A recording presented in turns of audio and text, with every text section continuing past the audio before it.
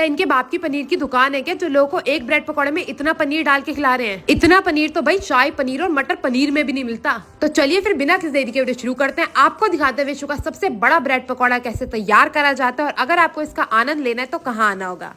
तो बाहुबली ब्रेड पकौड़ा बनाने की शुरुआत होती है सुबह 6 बजे, जिसके लिए लोगों का भैया आना जाना जो है वो शुरू हो जाता है। एक और सबसे पहले ब्रेड लाई जाती है, दूसरी और पनीर आ गया, और ये आ गया भाई इनका स्पेशल आलू का मसाला।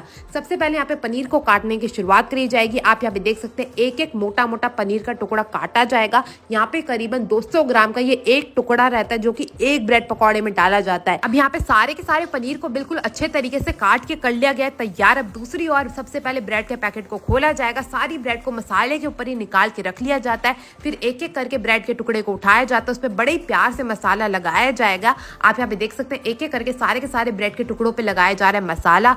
उसके बाद एक ये जो मसाला वाला ब्रेड का टुकड़ा उसे लिया जाएगा, उस पर 200 ग्राम पनीर का टुकड़ा रखा जाएगा। दूसरा मसाले वाली ब्रेड लगा के बिल्कुल अच्छे से दबा के यहाँ पे ब्रेड पकौड़े को कर लिया जाएगा तैयार। इसी प्रकार यहाँ पे पूरा दिन सुबह 6 बजे से लेकर रात के 10 बजे तक ये ब्रेड पकौड़े लगातार बनते रहते हैं, और लोग आते रहते हैं यहाँ पे दूर दूर से इस ब्रेड पकौड़े का आनंद लेने के लिए। तो यहाँ पे ढेर सारे ब्रेड के जो टुकड़े हैं, मसाले लगे हुए, अंदर पनीर भर के, वो तो हो चुके हैं तैयार। मगर पकौड़ा बनाने के लिए सबसे पहले यहाँ पे कढ़ाई में डाला जाएगा ढेर सारा तेल। तो यहाँ पे ये वही इंजन ऑयल वाले तेल का इस्तेमाल करते हैं। तो यहाँ पे ढेर सारे तेल डाल दिया गया है। अब दूसरी ओर यहाँ पे बेसन को भी अच्छे से फैट के करा जाएगा तैयार, जिसके लिए बेसन के अंदर डाला जाता है नमक और ढेर सारा पानी। बेसन को बिल्कुल अच्छे से फैट लिया जाएगा, आप यहाँ पे देख सकते हैं। उसके बाद ये जो हमारा पनीर का टुकड़ा था ना ब्रेड वाला, उसको लिया जाएगा, दोनों हाथ से बिल्कुल अच्छे से दबाया जाएगा और डाल दिया जाएगा बेसन के अंदर। ऐसे करके एक एक करके दोनों के दोनों टुकड़ों को यहाँ पे ले लिया गया और उसे डाल दिया गया बेसन के अंदर। अब ये बेसन को अच्छे से इसके ऊपर लगाया जाएगा। आप यहाँ पे देख सकते हैं बिल्कुल इन्होंने गाढ़ा गाढ़ा बेसन लिया है, और जैसे ये बेसन लग के तैयार हो जाएगा, इसको डाल दिया जाएगा कढ़ाई के अंदर।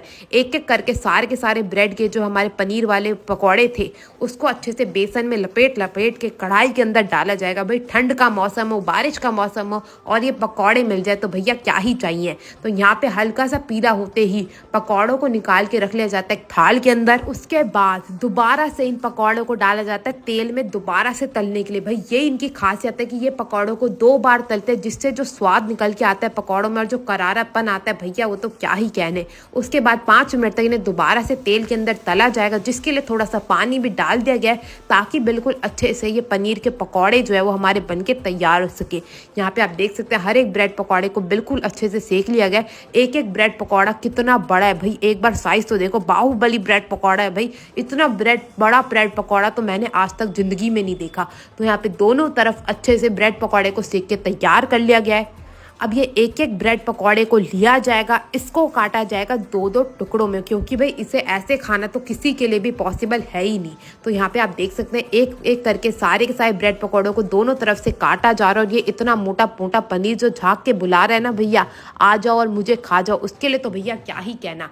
तो यहाँ पे सारे के सारे पनीर के ब्रेड पकौड़ों को काट के रख लिया गया है, सजा दिया गया है थाल में बिल्कुल सुंदर तरीके से। एक एक करके इन सारे के सारे टुकड़ों को इसी थाल में लगाते रहेंगे, और जैसे जैसे ग्राहक आते रहेंगे उन्हें ये पनीर का ब्रेड पकौड़ा खिलाते रहेंगे। तो ब्रेड पकौड़ा तो बनके तैयार है, मगर आप अगर सोच रहे इसे बस चटनी के साथ आपको खिला दिया जाएगा, तो नहीं भाई, रुको जरा। तो यहाँ पे 2 तरीके की सब्जी के साथ आपको ये ब्रेड पकौड़ा खाने को मिलेगा। एक रहती है आलू वाली, एक रहती है इनकी चने की सब्जी, साथ में दोनों चटनियां डाल के ये हो गई भाई इनकी सब्जी की कटोरी भी तैयार।